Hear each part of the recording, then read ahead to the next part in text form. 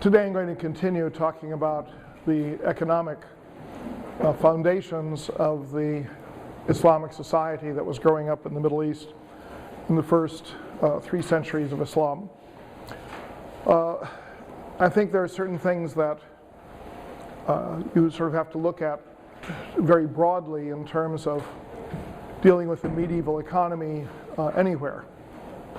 The caliphate is correctly looked upon as a very prosperous economy, particularly by comparison with Europe. If you take Baghdad in the year 800, when Harun al-Rashid was the caliph, and you compare it with the castles that Charlemagne had at the same time in Europe, you really see an enormous disparity. It isn't quite that the Europeans were still prowling around in caves looking for a goat to slaughter or something, but there was a huge disparity between the prosperity of Europe and the prosperity of the caliphate. On the other hand, obviously there had been a few centuries earlier, Rome had been a very prosperous society. So there's this question of what makes a pre-modern society prosperous or not prosperous. And there are different approaches to how to think about that. If you take a basic approach focusing on production, there you have a clear difference between societies where production is more or less based upon subsistence, that you have most of the people living in farming situations. In the Middle East, that would mean villages for the most part, and they produce crops. They grow grain crops, they grow fruits and vegetables, and they consume most of what they produce. The taxes that they pay, either in a portion of the crop or if the economy is monetized in coinage that they have obtained from selling part of their crop, that surplus will be what supports a substantial part of what supports the government. For Europe, in the medieval period, in the period we're dealing with here, subsistence agriculture was extremely common, and when you had surpluses that were collected or commandeered by a property owner, they would often be collected in kind, that is to say in shares of the crop, and be consumed by the family and the retainers of the lord, so that the feudal lords of Europe largely lived in the countryside in manors, which would consist of a big house of some sort, perhaps fortified depending upon the political climate. There would usually be a number of outbuildings, maybe a wall or a palisade of some sort around the manor, again depending upon the security situation. Then there would be various lands that the lord would have a right to, and those lands either could be divided into lands that were strictly for the lord and others for the tenants who were there, or possibly the land would all be cultivated by tenants and it's simply a taxation share that would go to the lord. But in any case, production and consumption was essentially local, and the consumption was done largely in the countryside. In the Middle East at the time of the Arab conquests, you had some differences. In Iran, for the most part, you had a situation more or less like Europe. That is to say, there were some grand aristocrats under the Persian Empire, and then there was a secondary level of aristocracy. And at that level, the local lords would live in the countryside in a nice house in one of the villages they owned, and they would live pretty much on the production of their lands in the same way that a feudal lord would in Europe.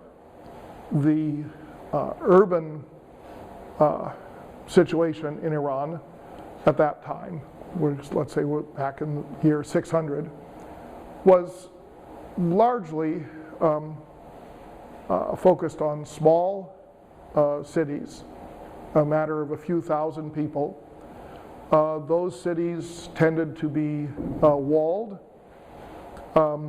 and would often have a citadel within the walls or adjoining the walls, which would be where the military garrison was stationed. So that you would typically have a citadel and then a walled city around it. Not some, on occasion it would be round, but more often it would be square or rectangular or whatever shape suited the countryside. Inside you have gates.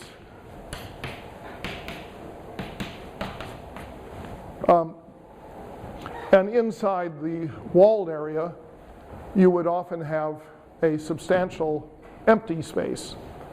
And that empty space would have been used by villagers who would take refuge inside the walls in case there was rural disorder.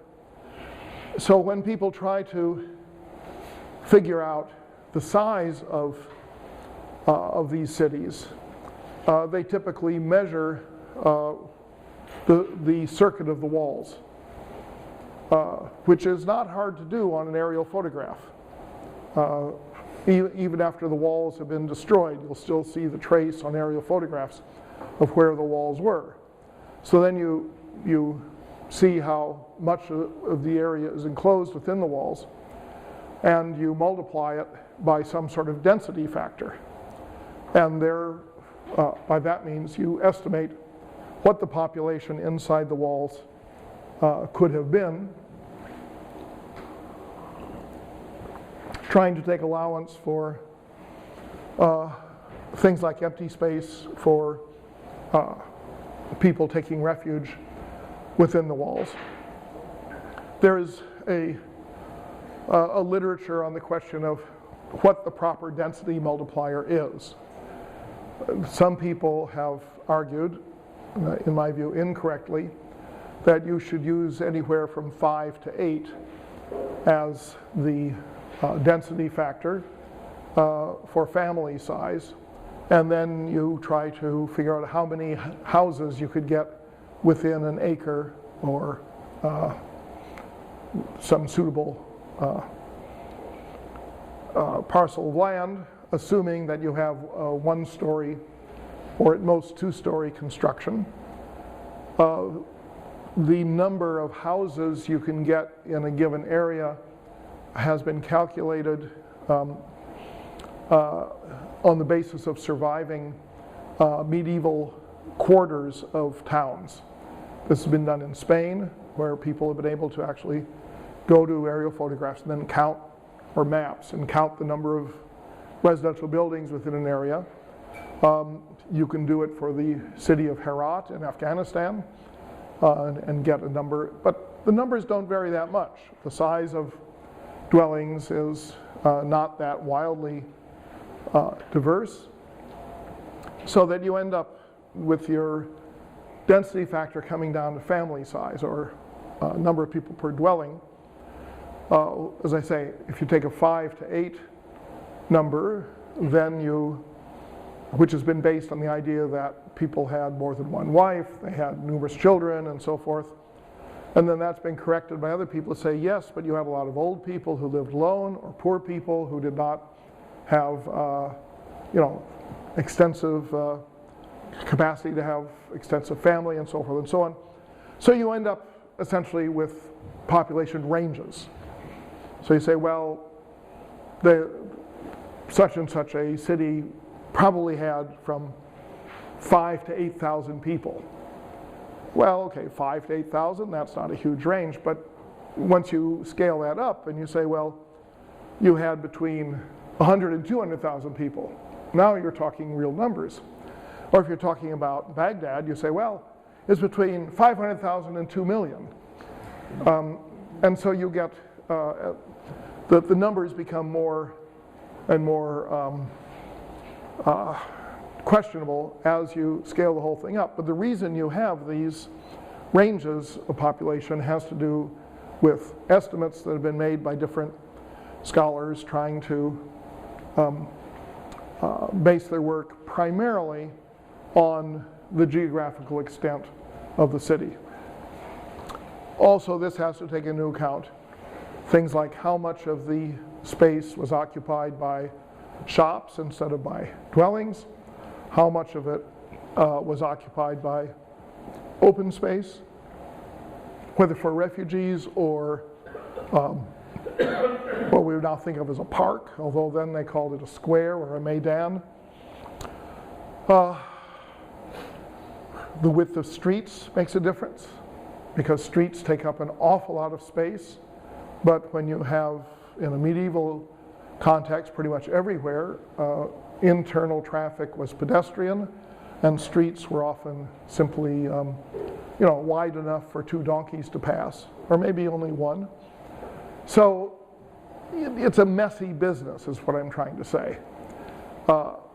Estimates of population that are based upon a traveler coming to a place and saying, yeah, looks to me like, maybe 50,000 people here. And then somebody else comes and says, no, I bet there are no more than 15,000. That kind of estimate is pretty worthless. And for modern travelers, often that's what we have. But the careful scholars for working on the medieval period have tended to try and work from concrete information about the area that is occupied. So when you talk about urbanization in Iran in the year 600, you're looking at most of the sites and you're saying, we're talking here in the 3,000 to 8,000 person range. In other words, these are quite small cities. By contrast, a city like Damascus, a city like Memphis that becomes Cairo, a city like Aleppo in northern Syria, a city like Jerusalem, there you have a more substantial urban base that goes back to the economy of the Roman Empire and for the eastern part of the Roman Empire.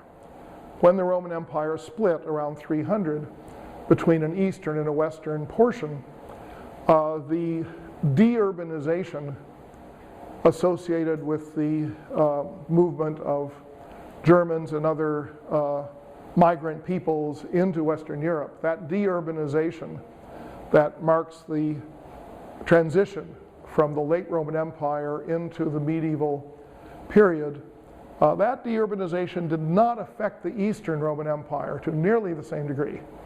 So that a city like Constantinople or Damascus or Alexandria, Jerusalem, those cities were substantial cities in 600 compared to the Iranian cities that were quite small.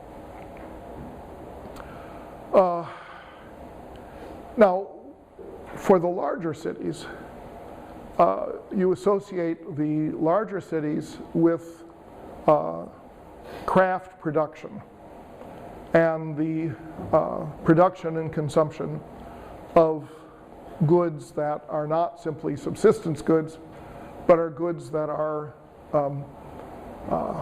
sometimes they're good to look at or to wear, something like that. Not exactly luxury goods, but kind of middle range consumer goods. The organization of that sort of production was already in hand at the time of the Arab conquests in these Arab cities of the west of Iran. And so you had largely Christians and Jews who controlled most of the production. And then you had villagers who were either subsistence farmers or were feeding crop surplus and taxes into the cities. In order to have a city flourish, you had to have a population that was largely devoted to consumption. You almost define a city as being a place that does not have many farmers in it. This is not a hard and fast definition because many of the Middle Eastern cities in particular had gardens circling the city on the outskirts of the city. And those gardens would be sort of like suburban situations where you would have residences, but then you would also have garden properties that could produce fruits and vegetables. But by and large, the people who lived in the cities felt that the city life was different. That you lived in the city, you were a city person.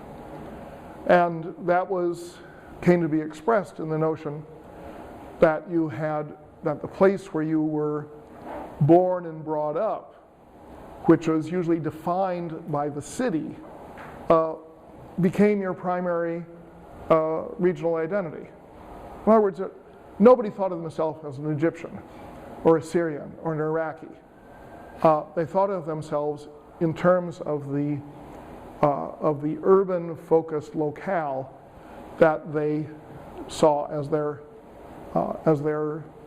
native place. The word for this in Arabic was watan, and so in modern Arabic, you put an abstract nominal suffix on it and it turns into wataniya, and it's used as a word for nationalism. But of course, it doesn't mean a nation.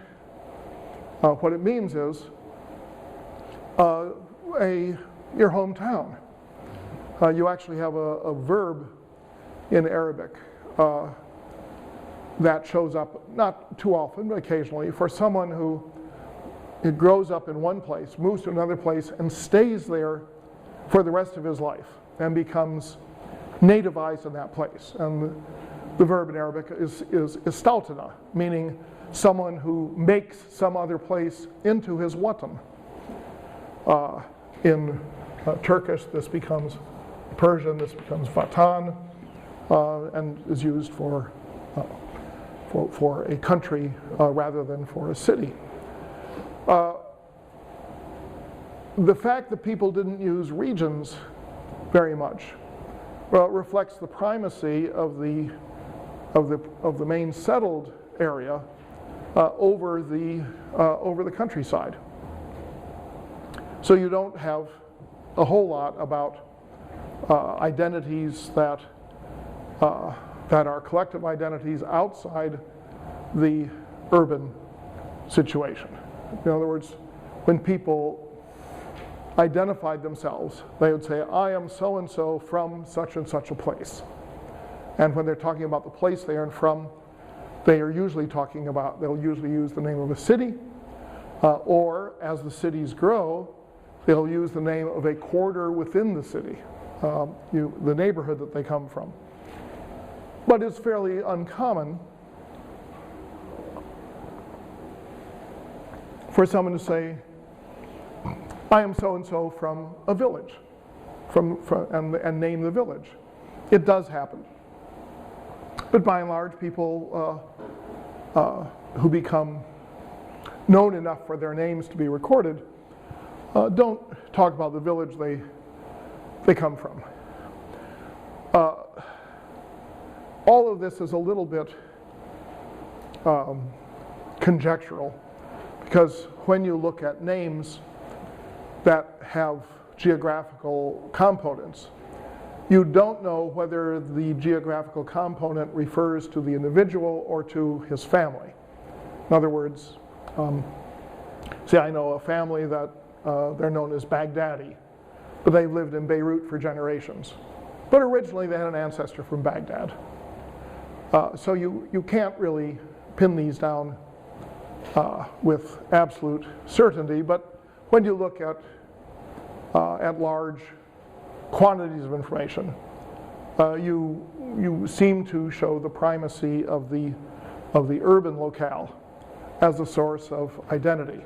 You have almost nothing referring to anything that we would call national identity or ethnic identity or regional identity.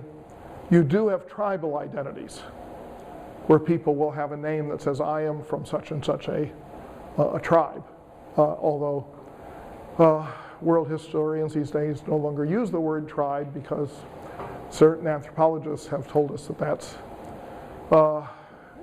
technically an ambiguous term, and some people say it's pejorative to say somebody belongs to a tribe. They can belong to a people or a nation and so forth and so on. I'm going to use the word tribe with the understanding that it's probably an impermissible term, but we all know what it means. When we were writing the world history book that I'm co-author of, we decided we would not use the word. And then the guy writing the ancient history part said, well, can we talk about the 12 tribes of Israel? Or do we have to say the 12 kin groups of Israel? And so we said, okay, we could use the 12 tribes of Israel. Then he didn't use it. But instead he talked about the tribes of Rome, where the word tribu was a Latin word, and he felt that that was justified there. Anyway, just in case anyone has a real sensitivity about the word tribe. So you have people are identifying according to a location, according to a tribe. If you compare with place naming in Europe, where we find it for the medieval period primarily in the names of nobles, von so-and-so or de such and such, there they're likely to have the place they are from be a castle or an estate or a land holding, but not so much a city. In other words, you don't really have people who are going to be called, Gilbert de Paris, because, if it's de, it means you own the land. So-and-so, von Berlin or something. You don't really have that, because the rural holdings in Europe tended to be agricultural and dispersed rather than, and they were the source of identity for the nobility. But this was different from what you had in the Middle East.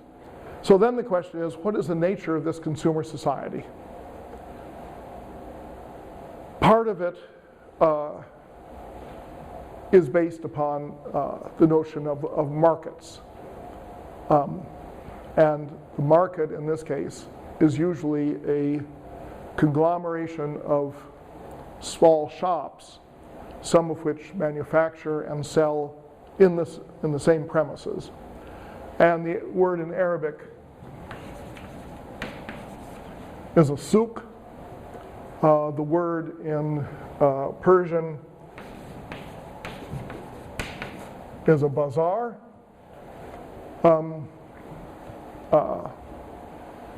In Turkish, you have çarşı. These are characteristic of the urban settlements pretty much everywhere in the caliphate. Typically, you have shops that sell the same product, and sometimes when they're crafting the product and selling it in the same location, it'll also be sort of an industrial cluster. Normally, shops that sell the same thing are next to each other. the economy of the cities is overwhelmingly based upon pedestrian circulation. You walk from place to place. And if you're going to buy shoes, you want to have all the shoe stores next to each other so that you can go from shop to shop and decide which shoes you want to buy. So when you went to the souk, and you can do this today, just go to Istanbul and walk through the Kapalı Çarşı, the covered market that there, you have this enormous area, and internally it's divided into all of the sellers of X are together, all the sellers of Y are together, all the sellers of Z are together, and you can shop, right there. There are certain products that cannot be crafted in the bazaar, in the souk, because of the conditions of the crafting. For example, dyeing, or treatment of tanning, treatment of hides. There are some occupations that produce waste products or stenches that militate toward moving them to the edges of the city or to a place where running water is available. And so you just sell the finished product. So some of the, if you go to the bronzesmiths, they may well be crafting bronze items there in the shop. But if you go to a saddler to buy leather goods, the leather is going to be crafted on the outskirts of town. So it's not a fixed sort of thing.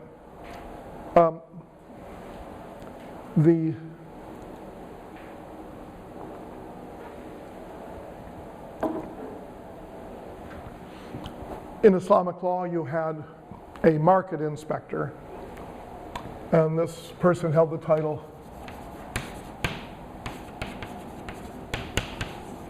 Muhtasib, and there were specific regulations that he would enforce.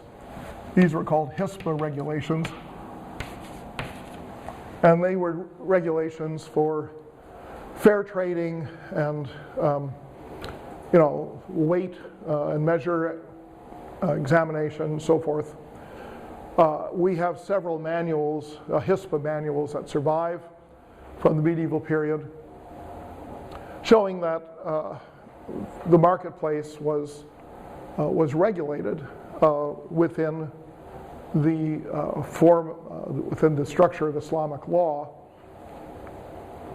So this is a regulated market. It's a market where you have the same products being displayed in adjoining shops, and those products are either manufactured in the community, or they are imported, and this is part of the major part of the economy in prosperous cities, is that you have the buying and selling of goods that are produced elsewhere. One of the most common occupational names by the time you got, say, to the 900s is somebody called a tajir, which simply means a merchant. And it appears that a lot of merchants who may have started in one particular specialization became general merchants. They bought and sold. And one of the studies that's been done about capitalism and its history with respect to the Middle Eastern society under Islam argued that what you had developing was merchant capitalism, where people had amounts of capital, that they would invest that capital, but they invest that capital in buying and selling and transporting things across the sea or over land. but they differ in not having it be industrial capitalism. In other words, you did have the accumulation of money, and you did have the investment of that money in productive enterprises. But we're led to believe that this was not primarily in the local production of goods on an industrial scale, but rather on in the buying and selling of things, produced in a variety of places. So when we look at the Middle East, North Africa in the Islamic period, what you seem to have is a lot of trade, but very little in the way of large-scale industry. Now, some of that trade was long-distance trade. There's sort of three main areas where trade tends to get emphasized. One of them is trade in the Indian Ocean. That goes from India to southern Arabia across to East Africa, and in its eastern extension sort of gets transshipped into trade that goes to China. So from fairly early on in the Islamic period, we hear of Arab traders living in China. And we certainly know there are Arab traders that lived in East Africa, because the Swahili language, which becomes the lingua franca for East Africa, has a tremendous amount of Arabic in it, including the name of the language, because Sawahil is a plural of Sahel, meaning the coastland. And so it's the language of the coasts. Nevertheless, when you look into what little we know about the details of this kind of trading, the language, the technical language, is more often Persian than Arabic. So you clearly had Iranians and Arabs involved in sea trading. Most of the Arabs seemingly coming from Yemen or from the Persian Gulf, and the Iranians coming from Iran. The goods that they would buy and sell were often priced according to the immediate factors in the place of production or in the place of consumption. A successful merchant was one who knew or could predict the prices, because if you bought nutmeg in Indonesia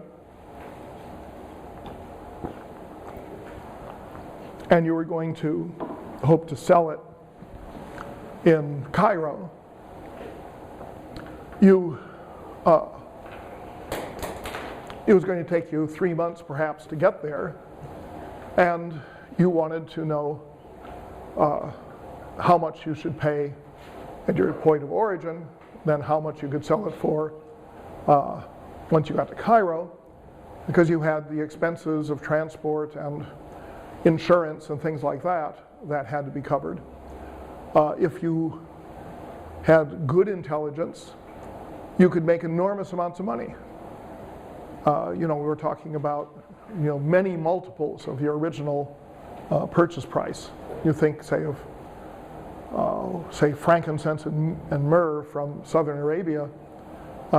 It's almost a free good. If you go down to Yemen, I've seen frankincense for sale in a marketplace along the Yemeni coast, where it's you can get a big bag of frankincense for 25 cents basically.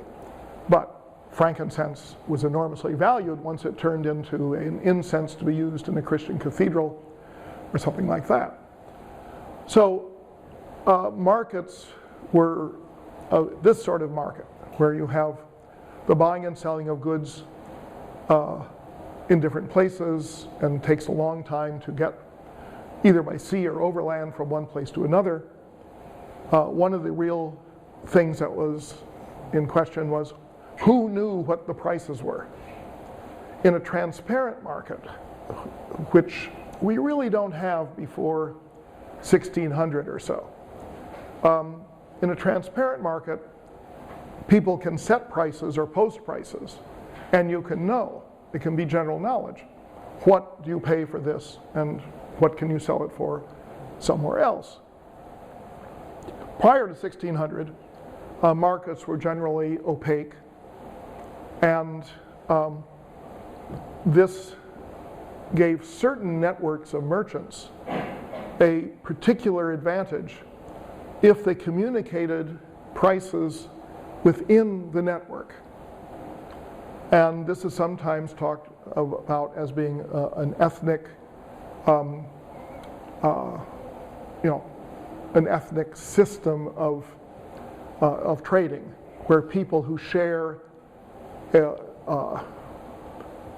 community relations of some sort, and maybe family relations, and have a language in which they can transmit information confidentially, they have a certain advantage. We know most about this for Jewish traders, where we have documents that are preserved and where we have business correspondence, where someone will write and say, in India I'm paying so much for this and so much for that, and write that to his correspondent in Cairo and so forth and so on.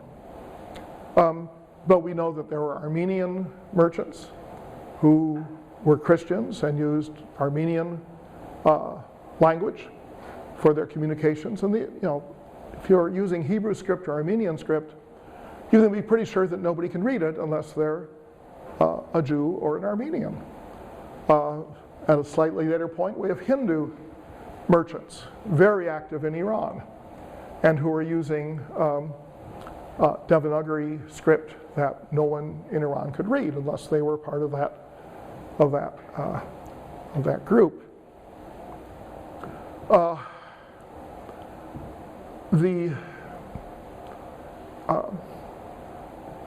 It appears, and here is a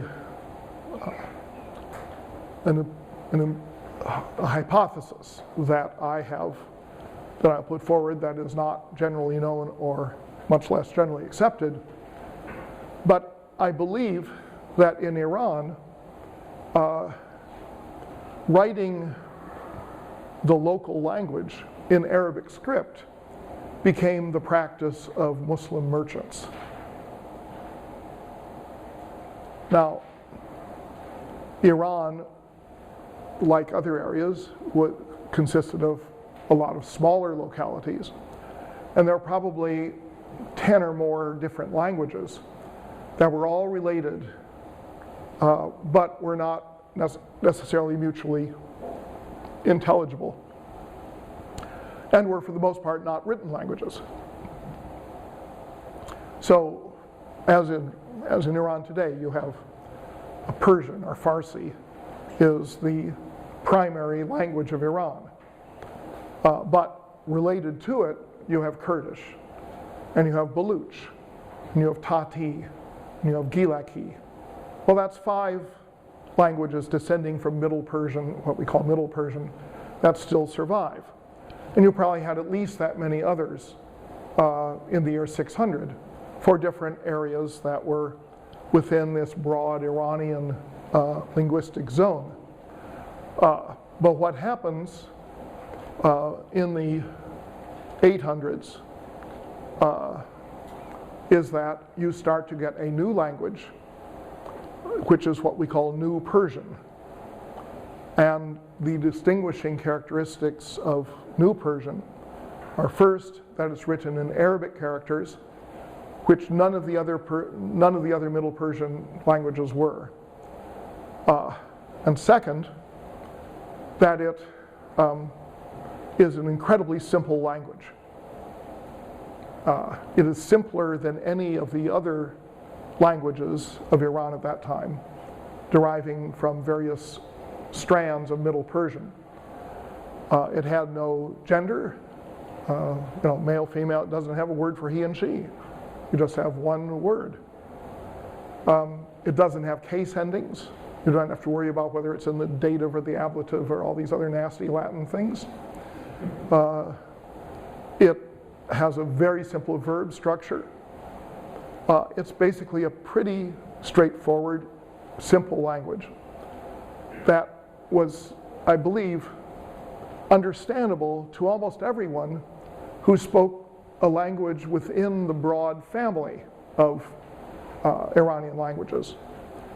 So I think that New Persian emerges as a trade language. Trade languages are, which we have other examples, are languages that are used in a broad commercial network in which you want to have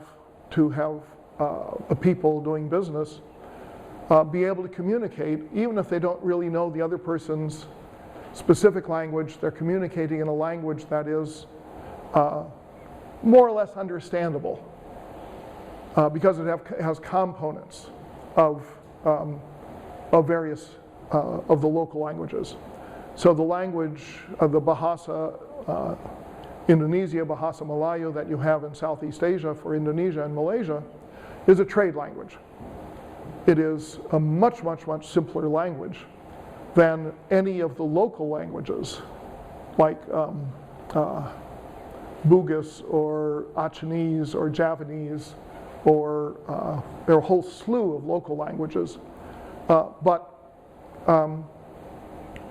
Bahasa emerges, which just means language, emerges as a trade language understandable by everyone, written in Arabic characters.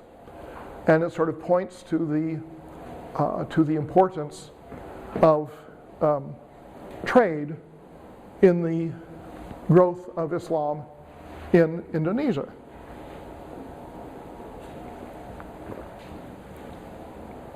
In the Mediterranean, you had a language that was known as lingua franca. It was the Frank language. This doesn't mean that it was the Frankish that they spoke in the Frankish kingdom of Charlemagne, because that was German. But lingua franca had component elements of Italian and Greek and probably some Arabic. It was broadly understandable.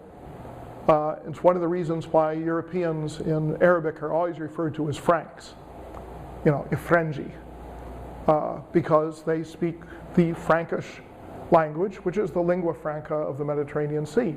You get a remnant of it now in the language of Malta, Maltese. Maltese, it's a kind of lingua franca in the sense that the vocabulary is overwhelmingly Italian and the grammar is overwhelmingly Arabic, and it's written in Latin characters. So it seems strange to anyone who's unfamiliar with it, as I am. But if you know both Italian and Arabic, it's not that hard. To some degree, Yiddish is the same thing. Because we think of Yiddish being a Jewish language of Europe, but of course there's a Yiddish that has a lot of Russian in it, and a Yiddish that has a lot of German in it, a Yiddish that has a lot of Polish in it, because these languages that are used for communicating among diverse and spread communities, and particularly for commercial purposes, will vary a lot on a regional or local basis, even though they're fundamentally the same language. So when you have the rise of New Persian in the 800s, I think that it reflects the commercialization and the growth of trade in Iran, and that is the reason why Iran changes its language for the Muslim society from a Persian that was written in a variety of other alphabets to a new Persian that is written in the Arabic script. People have often wondered, why was it that Egypt, for example, that had a native language that was as remote from Arabic as Persian was from Arabic, why did Egypt switch to speaking Arabic, whereas Iran did not switch to speaking Arabic? And that's a question that no one has yet been able to answer. But I think that in the Iranian case, that the growth of a new economy is fostered by having a new language that is a simplified trade language written in Arabic characters. The writing in Arabic characters is very important, because if you were a merchant, a Muslim merchant, competing with the Jews and the Armenians and other trading networks who were sharing market information among themselves, being able to write in your own alphabet that only you and your guys could read was the same as the Jews writing in Hebrew characters. So they'd write in Hebrew characters even if they were writing Persian or Arabic. They'd use Hebrew characters because you wanted to have a writing system that was not readily understandable by people outside the group. And you can think, well, that's, isn't that kind of, why didn't people just learn the other alphabets? Well, when you go as a tourist to Russia and you're trying to find the men's room and you can't read Cyrillic, and you think, well, why didn't I learn Cyrillic before I went there? And so you learn Cyrillic, and you discover that the half-life of your knowledge of Cyrillic is about an hour, and the next day you still don't know it. After 3 weeks in Israel, I thought, I still can't remember all the Hebrew characters because if you're not using it, you just don't register that. And then when it's written in handwriting, it just makes it all the more complex. Just try reading Arabic in the papyri of Egypt at that time. It's just incredibly difficult to read the handwritings. So what you have, it seems, is a trading economy that is well established in the Roman period and that continues in the Eastern Roman Empire after the decline of cities in the Western Roman Empire, so that in Syria and Egypt and Iraq, you had well-established merchant communities that did a lot of buying and selling, and that buying and selling, it used to be argued that as soon as Islam came along, Mediterranean trade disappeared. But we now have a great deal of scholarship that's been devoted to Mediterranean trade in the late Roman, early medieval period, largely now based on underwater archaeology, where people discover and explore the shipwrecks.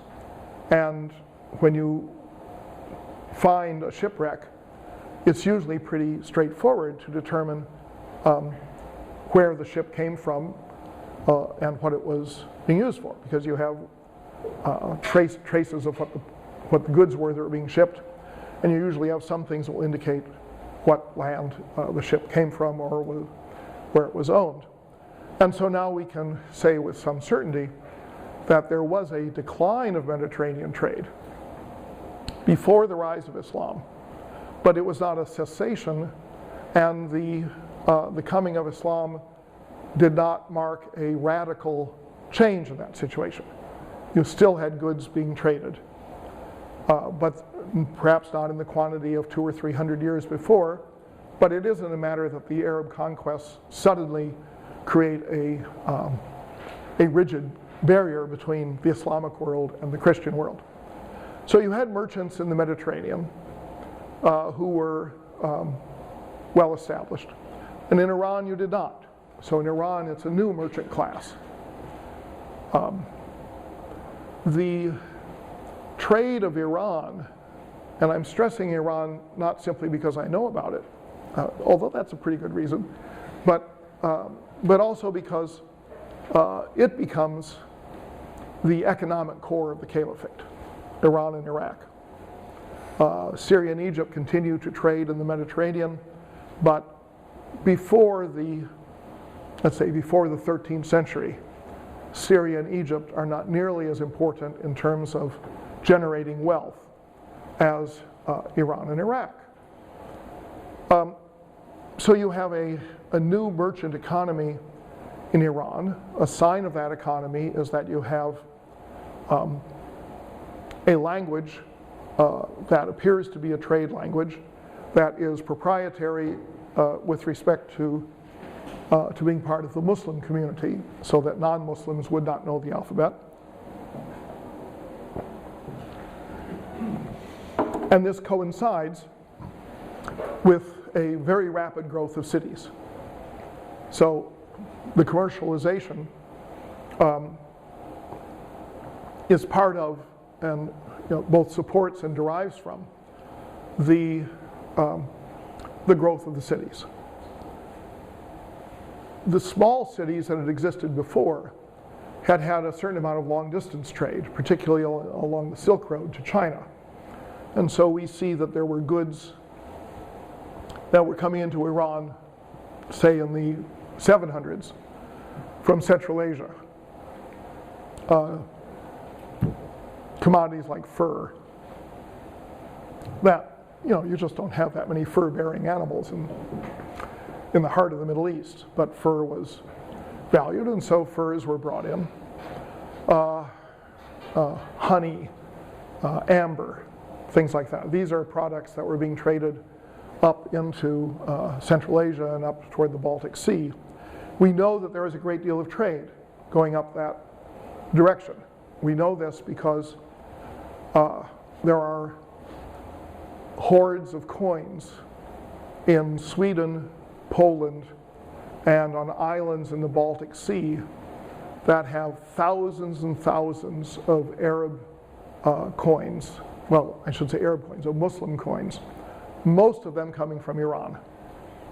So we know that there was a big growth of trade from Iran up into what we now think of as being Kazakhstan, Uzbekistan, Ukraine, and Russia, and ending up in Poland and Sweden. Why the coinage stops there has never been really doped out very well. Most of the coins have a hole punched in them. So people said, well, maybe they were just all used as jewelry. In which case the Swedes were just really had a thing about, Persian coins as jewelry, because there are so many of these coins that survive. But regardless of what they're used for, their presence testifies to a growth of trade in that direction. So then you have the question of trade in other directions, and here is where cotton becomes a key commodity, both for creating a manufacturing sector, for converting cotton into cotton cloth, and for creating an export sector for shipping this cotton cloth to other places. The place to which the cotton was shipped was primarily Iraq. Once you had a religious scruple that prohibited men from wearing silk, they could wear silk, but only as embroidery on their cotton, and only the width of 3 fingers at that of embroidery. But the scruple that prevented men from wearing silk and mandated that they wear pretty much plain cloth of some other sort, it meant either linen or wool or cotton. Linen becomes the dominant fabric of Egypt for Muslims. Cotton becomes the dominant fabric of Iran and of Yemen, and ultimately of Syria. Wool is used everywhere as a lower level, lower social level fabric, and it's extremely difficult to find more than a very small handful of people who made their living dealing with wool, at least as commercial dealers with wool. Partly because wool could be grown, sheep could be grown pretty much anywhere, and so you didn't have a cross-country commerce in wool in the way that you had with types of cloth or fibers that had to be grown in special climatic conditions. The cotton, as I said, is well suited to the Iranian summer as long as you can bring water to the fields. And we see 40% of the religious scholars who have their occupational names included in their personal names are people who are either cotton growers or manufacturers and vendors of cotton cloth. That being said, we know absolutely nothing about the weaving industry. Weavers appear to have been very much a lower class occupation. They are obviously producing tremendous quantities of textiles, but they appear to be doing it probably on a piecework basis for these cotton merchants, cotton cloth merchants. Iraq has long, hot summers, as does Iran, but the Tigris and the Euphrates flood every spring in a very catastrophic fashion. Well, it's variable, but when it's in bad years, you have a tremendous amount of destruction of canals and dams by the torrents on the Tigris and Euphrates. So Iraq is a very bad country for summer cropping. Ordinarily in Iraq, you wait for the floods to subside, and then once the water regime is stable again, you divert the water from the rivers into canals, and then from the canals into irrigation channels, and then when you get to the end of the summer, it becomes cooler. Then you plant your grain crops, which will then germinate in the spring, and you have what we in this country call winter wheat or winter barley. So the summer is not a growing season, in particular in Iraq. There was one canal that was used extensively to support cotton growing in the summer, but I know of only one place where cotton was grown. So the result is that in Baghdad, you had a big warehouse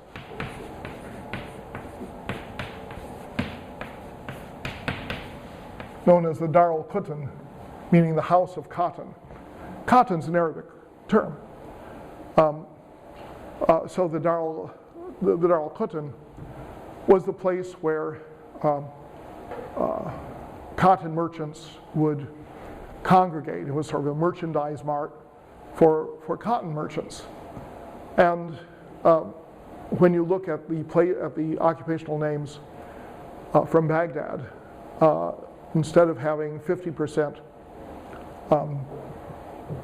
cotton growers and 50% cotton cloth dealers, as you have pretty much throughout the cotton growing regions of Iran, you have a great preponderance of cotton cloth dealers and very few cotton growers, indicating that they were importing the finished cloth from Iran.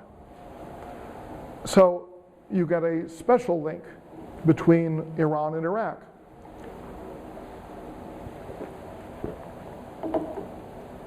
That has to do with the predominance of Iranian cotton in the textile industry of Iraq. There was as I said, some cotton was grown in Syria, but trade between Syria and Iraq, except in the ISIS area along the Euphrates River, really wasn't very much a part of the medieval economy. You did not have many traders that would trade between, say, Damascus and Baghdad. we've had one good doctoral thesis studying the trade in Syria based on Jewish documentation.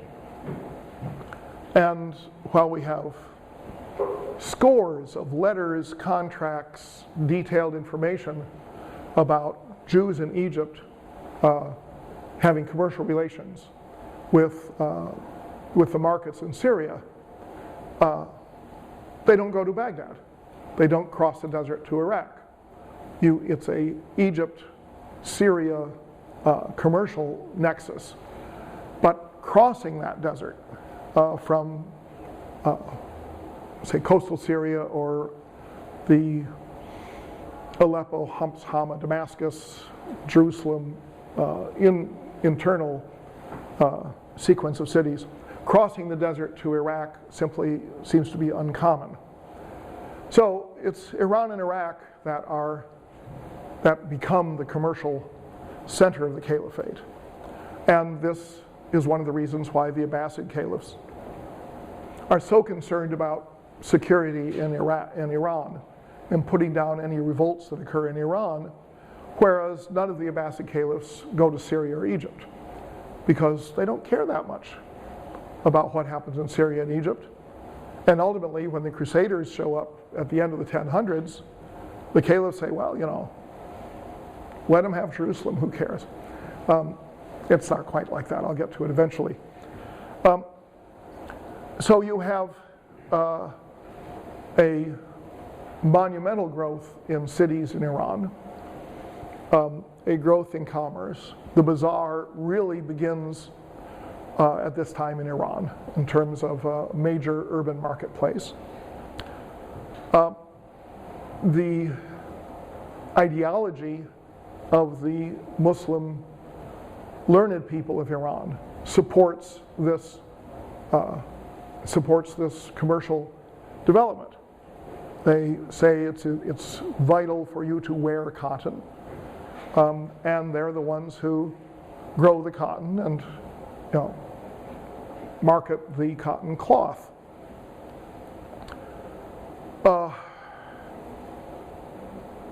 Ultimately, all of the hadith that conduce toward the wearing of cotton as being a Muslim thing are sort of mushed together in the big official collections of hadith. But they clearly relate more to Iran than anywhere else. I mean, there's no point having a hadith about cotton in Egypt where there isn't any cotton. So this becomes very important. And the taxation rates indicate that you got a major return on your investment for bringing land under cotton production in Iran. Now, what this has as a kind of follow-on consequence is that the cities in Iran are way more Muslim than the cities in Iraq, Syria, and Egypt. In those cities, though some of them there are some new cities, but by and large, the existing merchant networks from the pre-Islamic period continue, and Muslims become involved in these networks, but not in quite as homogeneous a fashion as they do in Iran. In Iran, the old Persian petty nobility that hold their lands in the countryside, they continue. But the new merchants are primarily in the cities and are primarily Muslims. So you have a commercial factor involved with conversion from Zoroastrianism to Islam. This also leads to, in the few family histories I've been able to trace, it leads to situations where you'll have a landowner, one of these hereditary rural lords in Iran. The word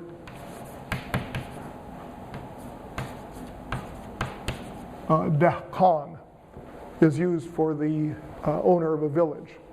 Deh is the word for village in Persian.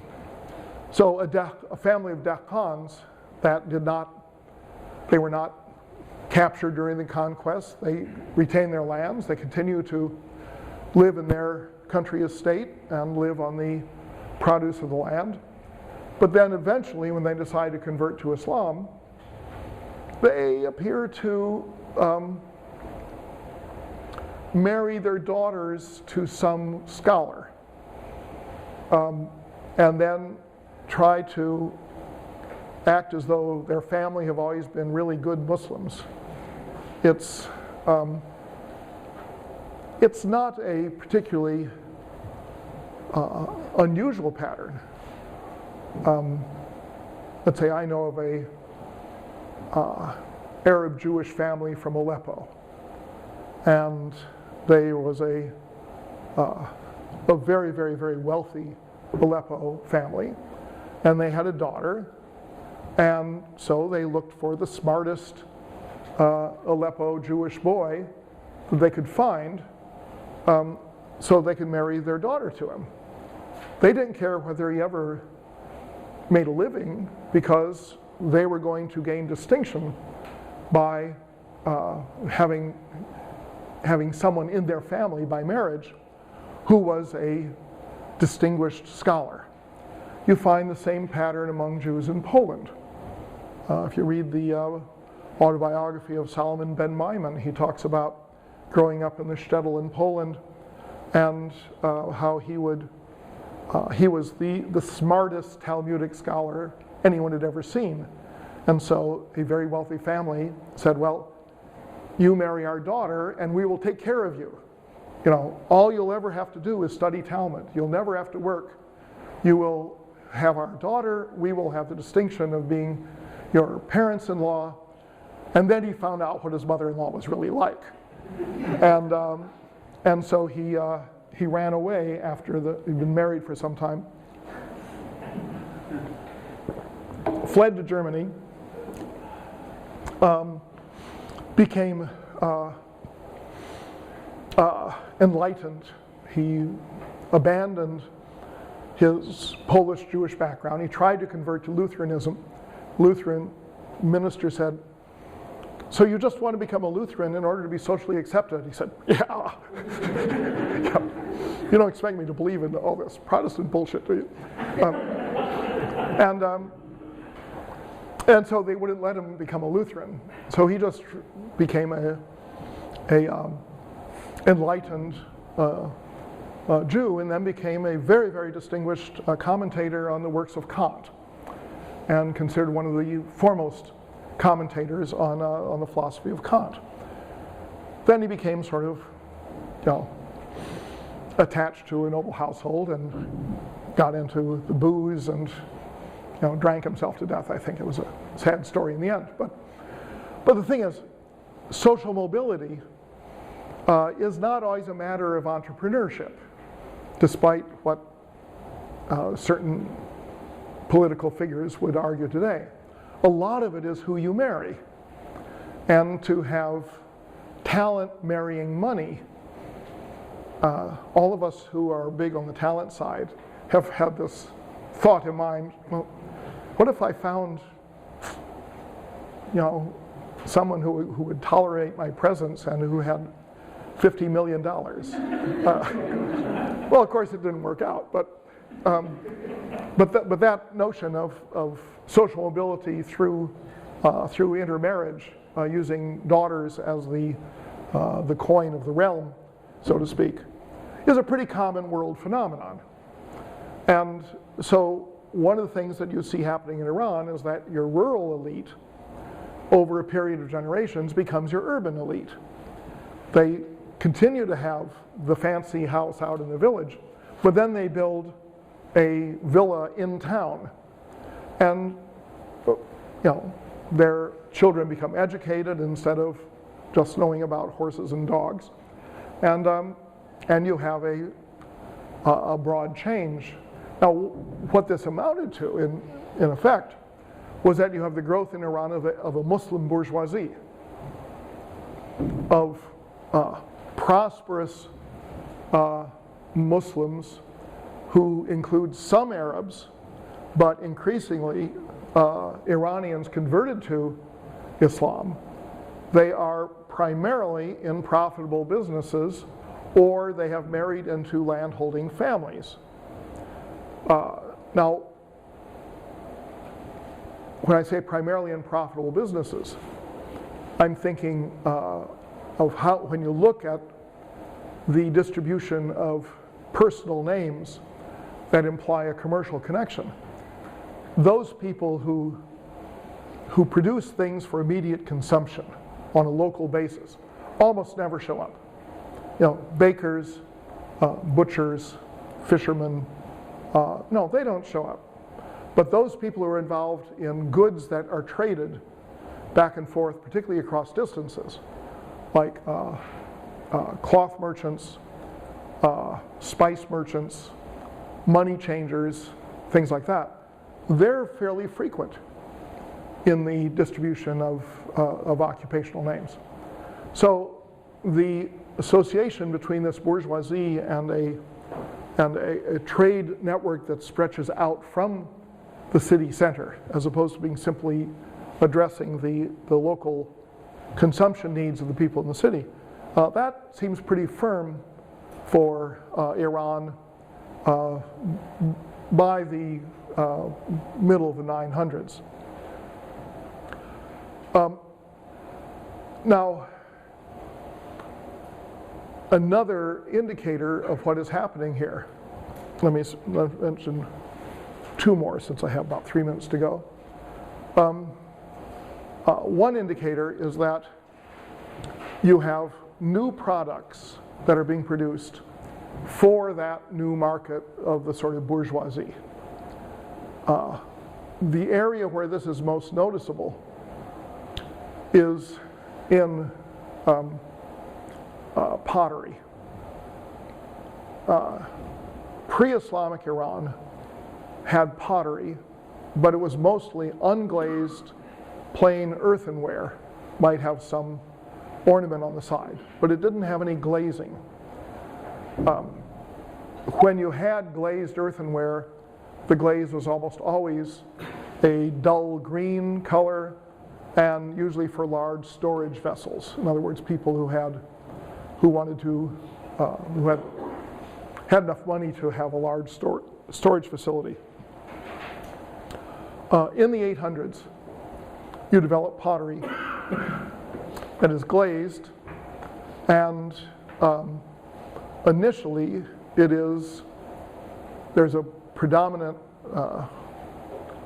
not completely homogeneous, but a very strong use of plain white color with fancy Arabic calligraphy that nobody can read. And this was basically imitating the cloth garments that were being made by the cotton merchants at that time. But in time, you had new images of hunting and feasting, things like that, that are clearly imitating the ornamentation of silver plates and silver vessels of all sorts that go to the pre-Islamic period in Iran, extend into the Islamic period. But those silver plates were consumed by the rural aristocracy. Now, those silver plates by 1000 have pretty much disappeared, but the motifs have now become the motifs of the pottery, because as the rural people, as the rural aristocrats move to town, and as their tastes affect the growing urban taste, then you have their motifs in a much lower cost version. And that's where you get this motifs moving into the pottery. So you can see how a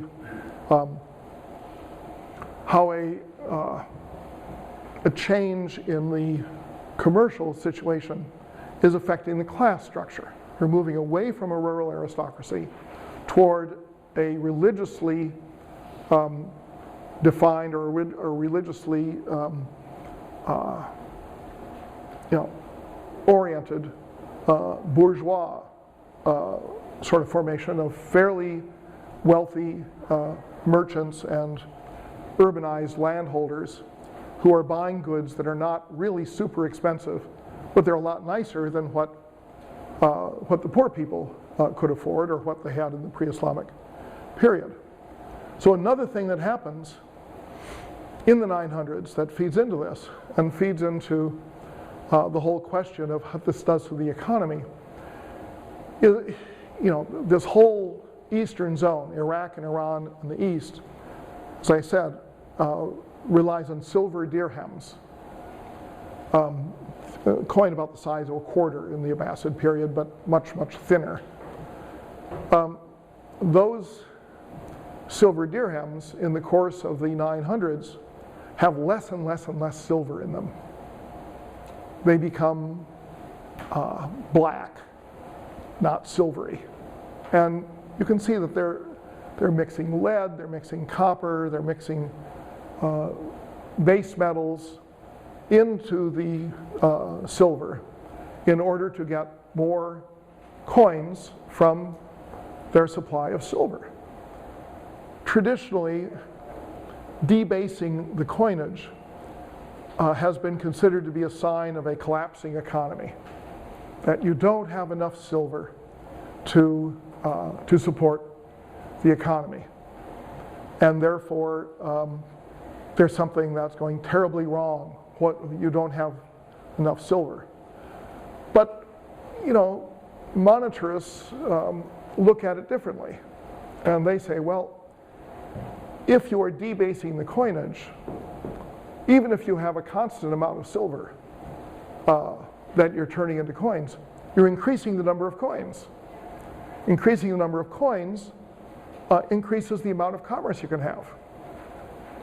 And because if you're buying and selling in a sort of dynamic bourgeois society, you need a lot of coins. And so the debasement, what's called the silver famine, may be a sign of the growth of the economy rather than the shrinkage of the economy. From a monetary supply point of view, that makes a great deal of sense. And it seems to coincide with what else we know about the growth of cities and the growth of trade in Iran in the 800s and the 900s. When you get to the 1000s, when you get to, let's say, the 1030s, suddenly the silver all disappears. And from that time on, the coinage that we have preserved is primarily gold.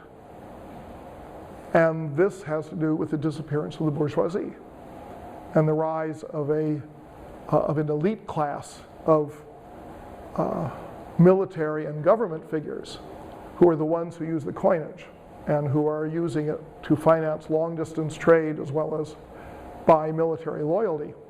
But the everyday marketplace transactions that required a lot of silver, they seem to disappear because the burgeoning economy of the first, let's say, of the period from 750 to 1000 or 950, that economy goes to pot in Iran and Iraq.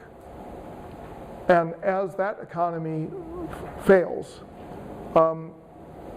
you have a shift toward Egypt and Syria as the central economic areas of the caliphate. So this is one of the huge shifts in Islamic history. The caliphate, you'd started with the caliphate in Arabia, then that goes to the Umayyads in Syria, where their focus is on Egypt and Syria, goes to the Abbasids in Iraq, their focus is on Iran and Iraq. From 750, the beginning of the Abbasids, down to 950, 1000 or so. And then things go bad in Iran and Iraq, and you rather slowly get a shift back to Egypt and Syria being the center of things, which is something modern Arabs think is just natural. But it's almost as if, you know, you had the East Coast and it sank into the sea, and all you had was California and Texas, or vice versa. I mean, let's have California and Texas sink into the sea, and all you have left is the East Coast. It's, you know, it's a shift on that level in terms of where the dynamism of this society is. And this has a great deal to do with the relations with Europe that then become reoriented according to the economic structure of the Muslim society. Okay.